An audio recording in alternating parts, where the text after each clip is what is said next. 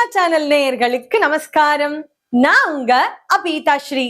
இது tea time இல்ல, ஸ்திரீ டைம், நமக்கான டைம், பெண்களுக்கான டைம்.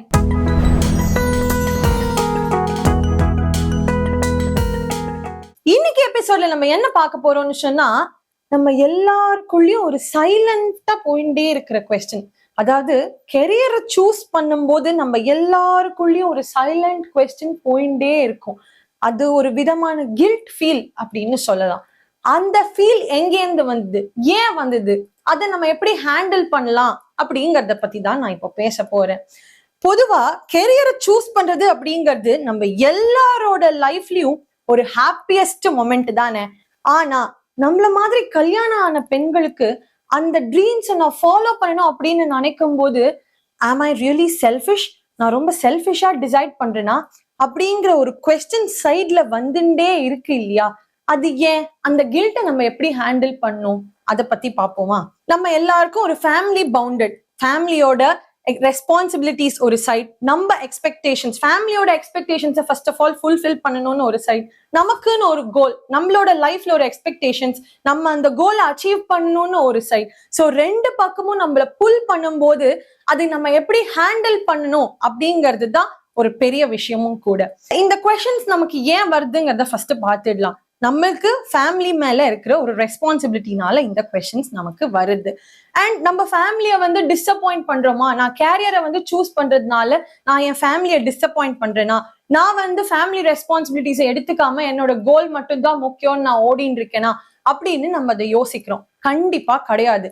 இன்ஃபேக்ட் நம்ம கெரியரை சூஸ் பண்றதுங்கிறது செல்ஃபிஷ் கிடையாது, அது செல்ஃப் ரெஸ்பெக்டும் கூட. நம்மளோட கெரியரை சூஸ் பண்றதுனால நம்மளோட கோலை, கான்ஃபிடென்ஸை வளர்த்துக்க முடியுது, கோலை அச்சீவ் பண்ண முடியுது. ஸோ நம்ம கெரியரை வைஸா சூஸ் பண்ணணும். அந்த கில்ட்டை எப்படி ஹேண்டில் பண்றது? ஃபர்ஸ்ட் ஆஃப் ஆல் ஃபேமிலியில ரொம்ப ரெஸ்பான்சிபிளா இருங்க.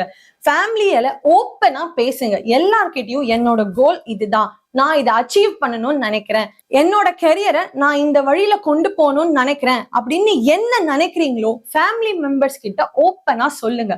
செகண்ட் திங், எல்லாரையும் சாட்டிஸ்ஃபை பண்ணணும்னு நினைக்காதீங்க, which is a very tough task. நம்ம ஒரு சாய்ஸ் சூஸ் பண்ணா அவங்க ஃபேமிலியில இருக்கிற எல்லாரும் ஒன்னொன்னு சொல்லிட்டு இருப்பா. அது நம்மளால கண்டிப்பா சாட்டிஸ்ஃபை பண்ண முடியாது, எல்லாத்தையும் சாட்டிஸ்ஃபை பண்ண முடியாது. ஸோ அது பின்னாடி ஓடணும்னு நினைக்காதீங்க. தேர்ட் திங், இதுதான் பண்ணணும், விச் மீன்ஸ் ப்ரையாரிட்டைஸ் பண்ணி ஒர்க் பண்ணுங்க. எல்லா இடத்துலயும் பெர்ஃபெக்டா இருக்கணும் அப்படின்னு பண்ணாதீங்க. சம்டைம்ஸ் நமக்கு ஒர்க் முக்கியமா இருக்கும், சம்டைம்ஸ் நமக்கு ஃபேமிலி முக்கியமா இருக்கும். So prioritise based on your thing. Next fourth one என்னன்னா, உங்களை நீங்க மத்தவங்களோட கம்பேர் பண்ணாதீங்க. நீங்க ஃபிளைட்ல டிராவல் பண்ணிட்டு இருப்பீங்க, அவங்க ட்ரெயின்ல டிராவல் பண்ணிட்டு இருப்பாங்க. ஸோ உங்க லைஃபோட அவங்கள கம்பேரே பண்ணாதீங்க. அவ இப்படி இருக்கா, நான் இப்படி இருக்கணும்னு நினைக்கிறேன். No, don't do it. அந்த கில்ட்ல இருந்து வெளியில வாங்க. உங்களோட கெரியரை கான்பிடென்டா சூஸ் பண்ணுங்க, அந்த கான்பிடென்ட்டோட ஒர்க் பண்ணுங்க. உங்களுக்கு என்ன கோலோ அதை அச்சீவ் பண்ணணும்ன்ற டெடிகேஷன், டிட்டர்மினேஷன் உங்களுக்குள்ள கொண்டு வாங்க.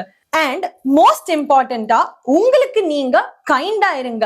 அப்படி இருக்கும் போதுதான் நமக்கு என்ன ஆகும்னா, நம்மளோட கில்ட் கான்பிடன்ஸா மாறும், ஃபியர் கிளாரிட்டியா மாறும், ப்ரெஷர் பர்பஸா மாறும். ஸோ இது எல்லாத்தையும் நம்ம ஃபாலோ பண்ணும்போது நமக்கு மாத்திரம் இல்ல, மத்தவாளுக்கும் ஒரு இன்ஸ்பிரேஷனா இருப்போன்றதை நான் அடிச்சு சொல்றேன். திரும்பியும் ஒரு நல்ல கான்செப்டோட உங்களை மீட் பண்றேன்.